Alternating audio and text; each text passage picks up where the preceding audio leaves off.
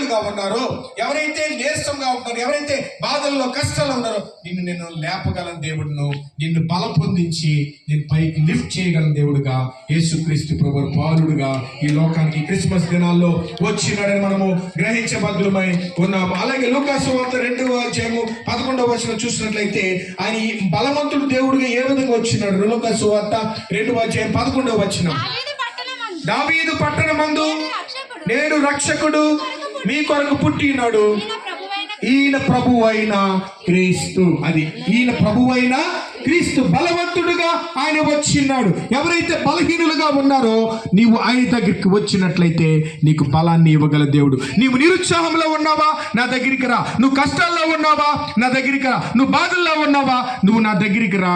నేను వస్తే నిన్ను బలము చేయగల దేవుడును ఆయన ఇమ్మానుయేలు దేవుడుగా యేసుక్రీస్తు ప్రభువారుగా ఈ లోకానికి వచ్చినాడు అని మనము నమ్మాలి, నమ్మి తీరాలి. ప్రభు పరిశుద్ధ గ్రంథము మనకి తెలియజేస్తుంది. Is a mighty God to the world. ప్రపంచానికే బలమైన దేవుడుగా కన్య అయిన మరియ గర్భంలో నుంచి ఆయన శిశువుగా ఈ యొక్క క్రిస్మస్ దినాల్లో పుట్టినాడనేది మనము గ్రహించబద్ధులమై ఉన్నామని వాక్యం మనకి ఎంతగానో తెలియజేస్తుంది. 6వదిగా మనం చూసినట్లయితే నిత్యుడగు తండ్రిగా ఈ లోకానికి మనకి వచ్చినాడు. Is a ever lasting God. Forever దేవుడుగా ఆయన మనకి ఉన్నాడు. నిత్యము దేవుడుగా ఉన్నాడు. అందుకే మనం పరలోకం వెళ్ళి ఏం చేస్తామంటే స్తుతి స్తుతి స్తుతి అని మనం స్తుతించడం అండి.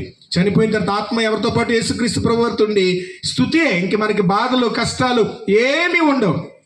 Is a ever lasting God to the whole world.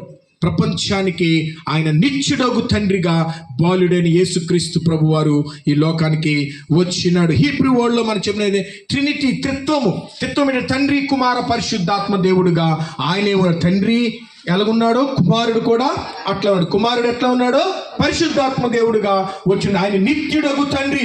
వేరెవరి నువ్వు ఎక్కడికి వెళ్ళినప్పుడు కూడా దేవుడు నిన్ను ఫాలో అవుతూనే ఉంటాడు. నేను వస్తే ఎప్పుడు నువ్వు ఆహ్వానించాలి దేవుడిని. సింపుల్గా ప్రభు అంటే రానే రాడు.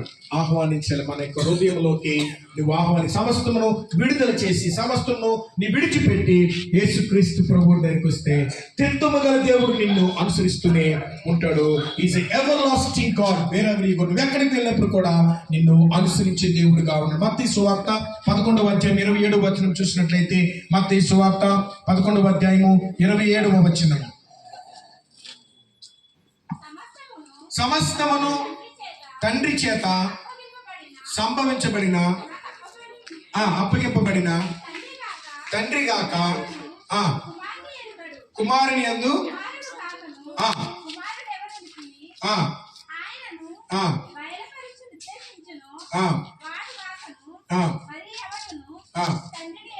అది తండ్రిని ఎరగాలంటే మనం ఏం చేయాలి? మొదటిగా క్రీస్తు ద్వారానే మనము తండ్రి దగ్గరికి వెళ్ళగలం అంటున్నాడు కదా.